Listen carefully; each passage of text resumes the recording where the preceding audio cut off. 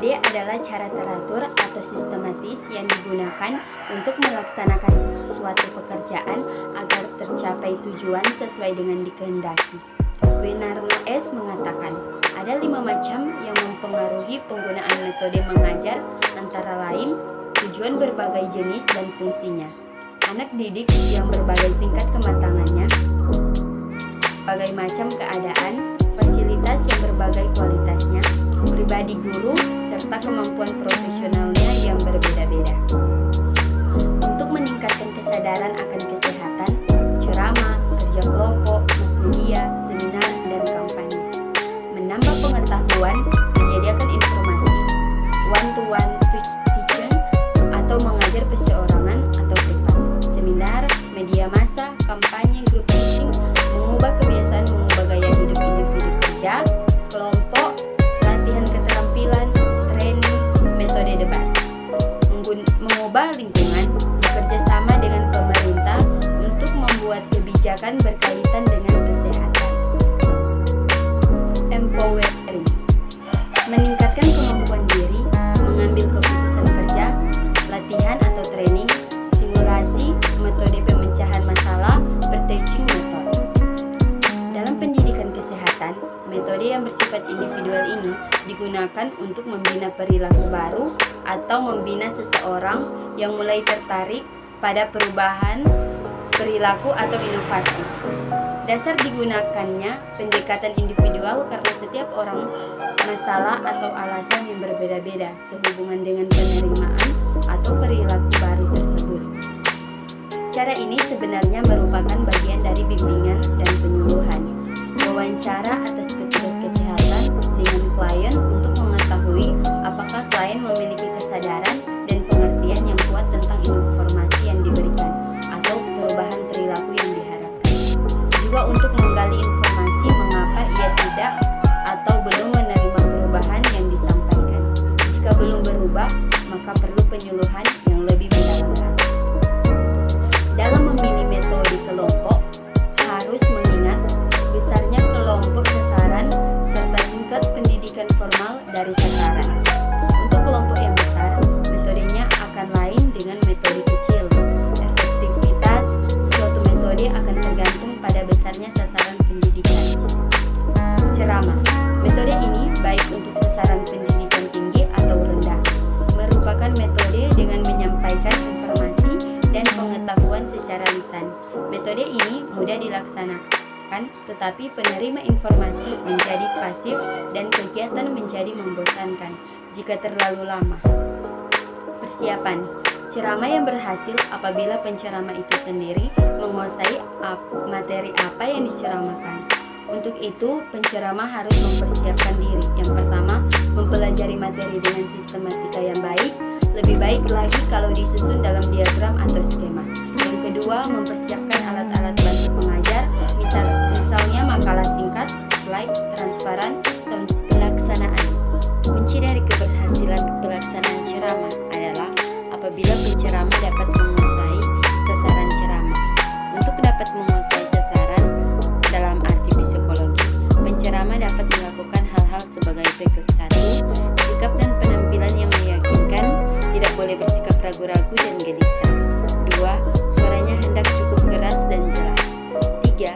Pandangan harus tertuju ke seluruh peserta ceramah.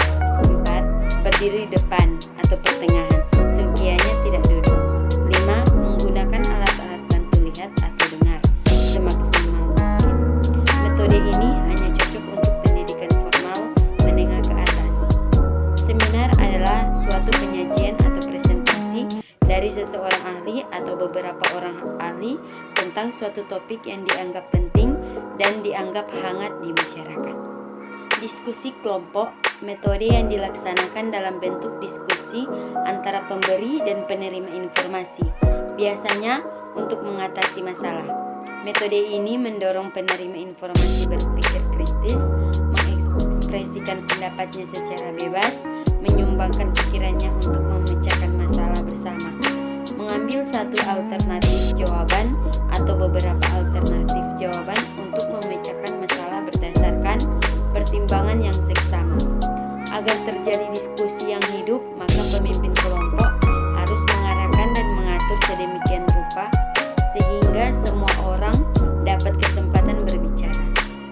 sehingga tidak menimbulkan dominasi dari salah seorang peserta. Kelemahan metode diskusi sebagai berikut. 1. Tidak dapat dipakai dalam kelompok yang besar. 2. Peserta diskusi mendapat informasi yang terbatas.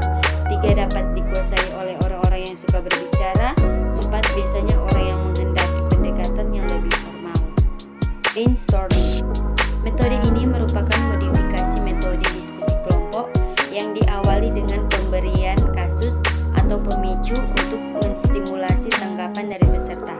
Prinsipnya sama dengan metode diskusi kelompok. Bedanya, pada permulaan pemimpin, kelompok memancing dan satu masalah dan kemudian tiap peserta memberikan jawaban atau tanggapan atau curah pendapat. Tanggapan atau jawaban-jawaban tersebut ditampung dan ditulis dalam flipchart atau papan tulis. Sebelum semua peserta mencurahkan pendapatnya, tidak boleh dikomentari oleh siapapun. Baru setelah semua anggota dikeluarkan pendapatnya, tiap anggota dapat mengomentari dan akhirnya terjadi diskusi. Snowballing, metode di mana kesepakatan akan didapat dari pemecahan menjadi kelompok yang lebih kecil, kemudian bergabung dengan kelompok yang lebih besar. Kelompok dibagi dalam pasangan-pasangan, satu pasang 2 orang, dan kemudian dilontarkan suatu pertanyaan atau masalah. Setelah lebih kurang 5 menit, maka tiap 2 pasang bergabung menjadi satu. Mereka tetap mendiskusikan masalah tersebut dan mencari kesimpulannya. Kemudian tiap 2 pasang yang sudah beranggota 4 orang ini bergabung lagi dengan pasangan lainnya.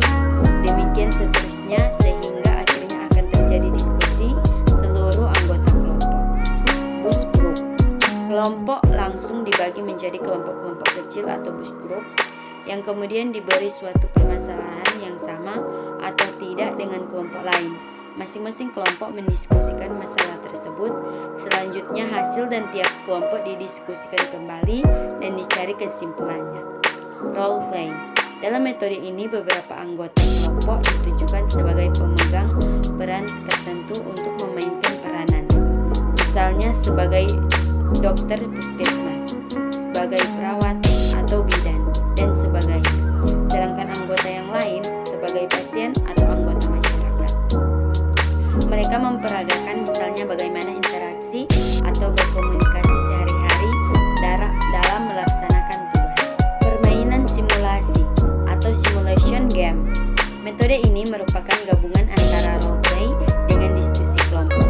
Pesan-pesan kesehatan disajikan dalam beberapa bentuk permainan seperti permainan monopoli. Cara memainkannya sama persis seperti bermain monopoli dengan menggunakan dadu, gaco atau petunjuk arah, selain beberan atau papan main. Beberapa orang menjadi pemain dan sebagai lagi berperan sebagai narasumber. Metode pendidikan kesehatan secara massa dipakai untuk mengkomunikasikan pesan-pesan kesehatan yang ditujukan kepada masyarakat yang sifatnya massa atau publik. Dengan demikian, cara yang paling tepat adalah pendekatan massa. Oleh karena sasaran promosi ini bersifat umum, dalam arti tidak membedakan golongan umur, jenis kelamin, pekerjaan, status sosial ekonomi, tingkat pendidikan, dan sebagainya. Maka, pesan-pesan kesehatan yang akan disampaikan harus dirancang sedemikian rupa sehingga dapat ditangkap oleh massa tersebut. Pendekatan ini biasanya digunakan untuk mengunggah awareness atau kesadaran masyarakat terhadap suatu inovasi dan belum begitu diharapkan untuk sampai pada perubahan perilaku juga merupakan hal yang wajar. Pada umumnya bentuk pendekatan atau metode massa ini tidak langsung, biasanya dengan menggunakan atau melalui media massa, ceramah umum atau public speaking. Pada acara-acara tertentu, misalnya pada Hari Kesehatan Nasional, Menteri Kesehatan atau pejabat kesehatan lainnya berpidato di hadapan massa rakyat untuk menyampaikan pesan-pesan kesehatan. Safari KB juga merupakan salah satu bentuk pendekatan massa. Pidato-pidato atau diskusi tentang kesehatan melalui media elektronik, baik TV maupun radio, pada hakikatnya merupakan bentuk promosi kesehatan massa. Simulasi. dialog antara pasien dengan dokter atau petugas kesehatan lainnya tentang suatu penyakit atau masalah kesehatan adalah juga merupakan pendekatan pendidikan kesehatan massa. Tulisan-tulisan di majalah atau koran, baik dalam bentuk artikel maupun tanya jawab atau konsultasi tentang kesehatan adalah merupakan bentuk pendekatan promosi kesehatan massa. Billboard yang dipasang di pinggir jalan, spanduk, poster, dan sebagainya juga merupakan bentuk promosi kesehatan massa. Contoh billboard, ayo ke spanduk. Metode-metode yang disebutkan di atas hanyalah beberapa dari banyak metode lainnya. Metode-metode tersebut dapat digabungkan atau dimodifikasi oleh promosi kesehatan, disesuaikan dengan penerima pesan dan sarannya. Selain itu, metode yang digunakan juga disesuaikan dengan tujuan dari promosi kesehatan yang dilaksanakan. Sekian dari video saya. Shalom, Assalamualaikum warahmatullahi wabarakatuh. Om Swastiastu, Namo Buddhaya, salam kebajikan, salam sehat. Ayo bergabung bersama kami di keluarga besar Universitas Pembangunan Indonesia Manado atau UNPI, kampus biru yang unggul dan berkualitas.